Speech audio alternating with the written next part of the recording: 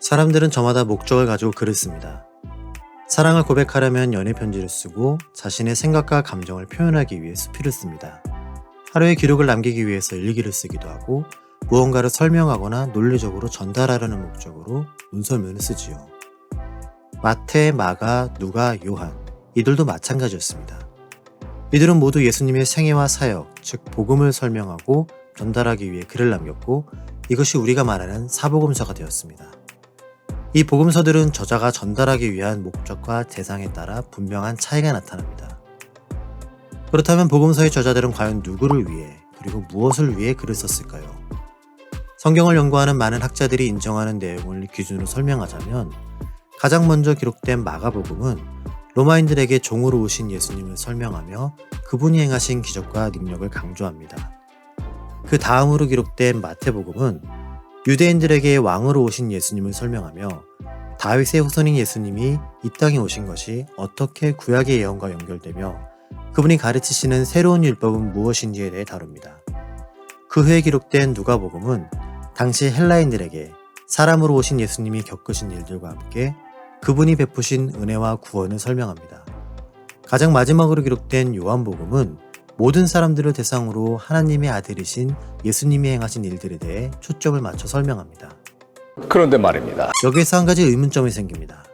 마태복음과 마가복음이 기록된 시기가 서기 50에서 60년대로 비슷하며 신약 성경의 목차에서 마태복음이 먼저 나오고 마가복음이 나중에 나오기 때문에 혹시나 마태복음이 먼저 쓰여진 게 아닐까라는 생각을 할 수 있다는 것이죠. 좋은 추측이긴 하지만 교회사를 살펴보면 그 이유는 쉽게 짐작해 볼 수 있습니다. 과거의 성경은 몇 개의 메모 꾸러미처럼 기록된 사본들이 있었고 두루마리로 말려져 책처럼 전해지던 문서도 있었습니다. 활자가 발달하지 않았고 대량 인쇄가 없었던 시기이기 때문에 당연히 손으로 기록했고 한 권의 책보다는 부분 몇 장으로 나눠지고 흩어져서 전달되던 쪽지와 같은 성경들이 많았지요. 또한 성경에 관한 어떠한 기준이 없었기 때문에 토비트, 유딧, 바룩스와 같은 구약의 외경들과 함께 베드로 묵시록, 빌립보 복음, 마리아 복음 같은 신약의 외경들이 많았습니다. 그래서 당시의 사람들은 서기 90년에 얌니아 공의회에서 39권의 구약을 정경으로 최종 확정했던 것처럼 신약도 이러한 정경화 과정이 필요하다고 생각했습니다. 이를 위해 여러 시도들이 있었고 결국 397년 카르타고 공회를 통해 27권의 신약 성경을 정경으로 확정했습니다. 따라서 오늘날 우리가 읽고 있는 마태복음부터 시작하는 신약 성경의 순서는 그것이 기록된 시간적 순서가 아니라 구약 성경의 분류처럼 읽고 연구하기 편한 분류로 묶여진 단위일 뿐입니다. 이것은 모든 성경의 기록 시기를 역사적으로 검증하며 연구할 수 없었던 당시의 학문적인 한계 때문에 발생한 것이며 이렇게 미흡했던 연구를 보충해서 완성시킨 오늘날에는 성경이 기록된 시간적 순서에 따라 구약과 신약 66권을 재배치한 연대기 성경을 만들어낸 것입니다. 따라서 연대기 성경은 새로운 내용을 전달해주는 낯선 성경이 아니라 단순히 시간적 흐름을 기준으로 좀 더 읽고 이해하기 쉽게 재배치한 성경으로 보면 됩니다. 또한 마가복음이 왜 가장 먼저 기록되었다고 단언할 수 있냐면 마가복음에는 마태복음과 누가복음에서도 찾아볼 수 있는 유사한 내용들이 있기 때문입니다. 그래서 성경을 연구하는 학자들은 그 유사한 자료들을 독일어로 기원, 근원, 출처라는 뜻의 크벨레라 이름 지었습니다. 그리고 이를 줄여 큐자료라고 부르죠. 큐자료는 성경에서 못 봤는데 됐어. 그럼 뻔한 질문 하지 마라. 그 이유는 성경에는 큐자료라는 꼬리표를 달고 나오는 것이 아니라 학자들이 연구를 위해 분류해 놓은 하나의 학설이기 때문이죠. 그래서 절대적 진리라기보다는 복음서의 이해를 돕기 위한 하나의 보조도구로 이해하는 게 좋습니다. 그렇다면 신학자들에게 큐자료는 어떤 의미일까요? 그들은 마태와 누가가 자신보다 앞서 복음서를 남긴 마가의 기록 중 큐자료를 바탕으로 기본적인 뼈대를 잡고 복음서를 썼을 것이다 라고 생각합니다. 그림에서 보는 것처럼 마가가 기록한 내용 중 마태나 누가가 인용 혹은 재기록한 내용을 가운데에 있는 큐자료라고 합니다. 여기에서 마가는 다루지 않았지만 오히려 마태가 기록했을 경우 그것은 왼쪽에 있는 것처럼 마태 특수자료가 됩니다. 반대로 마가도 다루지 않고 마태도 기록하지 않았는데 누가만 언급했을 경우 그것은 오른쪽에 있는 누가 특수자료가 됩니다. 이쯤 되면 아침 방송 방청객 아주머니들처럼 아 하며 뭔가 이해한 것 같은 리액션이 나올 겁니다. 하지만 누군가가 그래서 뭐가 Q고 뭐가 특수인데 설명 좀 해봐 라고 물어보면 몰라. 내가 어떻게 아냐? 라고 할 수밖에 없죠. 뭔가 알 것 같긴 한데 설명은 못하는 애매한 상황에 놓이게 됩니다. 그래서 이런 것들이 있다는 것 정도만 알아두시고 굳이 무엇이 Q자료이며 무엇이 각 복음서의 특수자료인지에 대해서는 신학을 준비하시는 분들이 아니시라면 꼭 기억하셔야 될 내용은 아닙니다. 물론 Q자료와 각 복음서의 특수자료에 대한 밀도 높은 학습을 한다면 내가 뭔가를 배운 것 같고 내 성경 지식이 심오해지고 넓어진 것 같은 기분이 들 수도 있습니다. 하지만 복음서와 신구약 성경에 대한 전반적인 이해나 성경 구절이 가진 배경과 문맥에 대한 이해가 오히려 우리들의 신앙생활에 좀 더 실제적으로 적용시킬 수 있고 성경에 대한 막연한 어려움을 해소하는 데 더 도움이 될 것입니다. 시나리오 잘 쓰시네. 결론적으로 복음서의 기원에 대한 제 해석은 이렇습니다. 맨 처음 마가가 로마 사람들을 위해서 예수님이 누구이며 복음이 무엇인지에 대해 간결하고 함축적으로 기록한 것이 마가복음입니다. 그 직후 마태가 앞서 나온 마가복음에서 다루지 않은 내용들 중 이건 유대인들이 꼭 알아야 한다 라고 생각한 부분들을 추가하여 기록한 것이 마태복음입니다.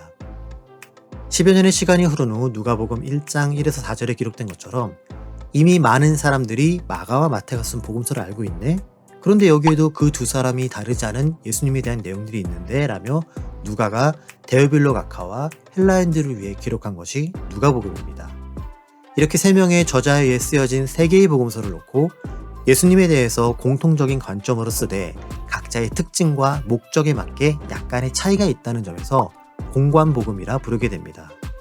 그리고 가장 마지막으로 요한이 지금까지 기록된 공관복음에서 언급된 내용들 중에서 오병이어나 예루살렘 입성, 십자가에서 죽으심과 부활과 같은 핵심적인 내용들을 중심으로 하나님의 아들로서 예수님이 어떤 사역을 하셨는지에 대해 추가적인 기록을 남긴 것이 요한복음이 됩니다. 이렇게 4개의 복음서가 합쳐진 것이 바로 우리가 말하는 사복음서가 되며 우리는 그중 누가복음을 함께 시작하려고 합니다. 예? 안 되는데? 왜요? 포스트 코로나 시대를 살고 있는 우리들에게 누가복음은 그 어느 때보다 더 중요하고 제대로 해석되어야 할 이유가 있기 때문입니다. 우리는 누가복음을 통해 다음과 같은 모습을 찾고자 합니다. 시간이 흐를수록 점점 더 인간다운 모습은 상실되고 오히려 사람의 탈을 쓰고 어떻게 저럴 수 있는가라며 경악을 금치 못하는 사회 범죄들이 계속적으로 증가하고 있습니다. 강도 살인 수준의 사건은 오히려 대수롭지 않게 여겨집니다. 자신이 마음에 들지 않는다고 학대하고 굶겨 죽이는 아동학대 살인 사건이나 인터넷이라는 매체를 이용한 디지털 성범죄와 같은 사건들, 그리고 누군가를 속이고 빼앗아 내 것을 채우려 하는 사기 범죄들이 끊이지 않습니다.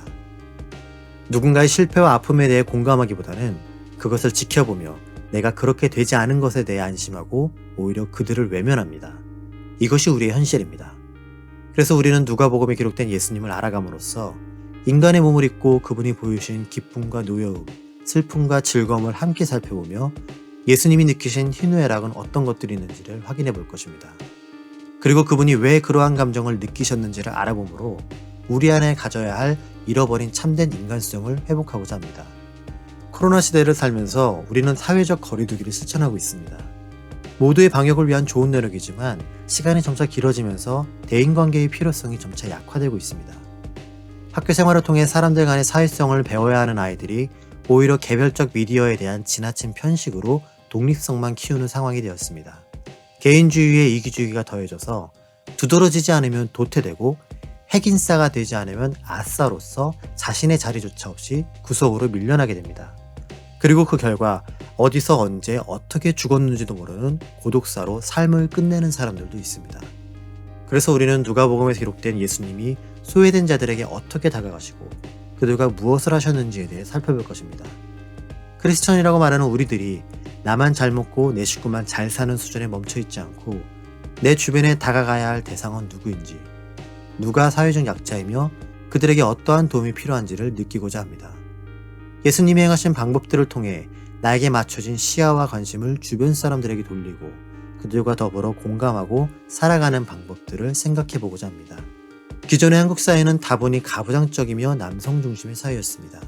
그러나 사회가 변했습니다. 여성의 인권이 향상되고 역할이 늘어나고 지위가 높아졌습니다. 그리고 이러한 배경에는 여성의 인권 향상을 위한 페미니즘 운동이 영향을 주었습니다. 2000년 전 예수님도 같은 마음으로 여성들을 도우셨습니다.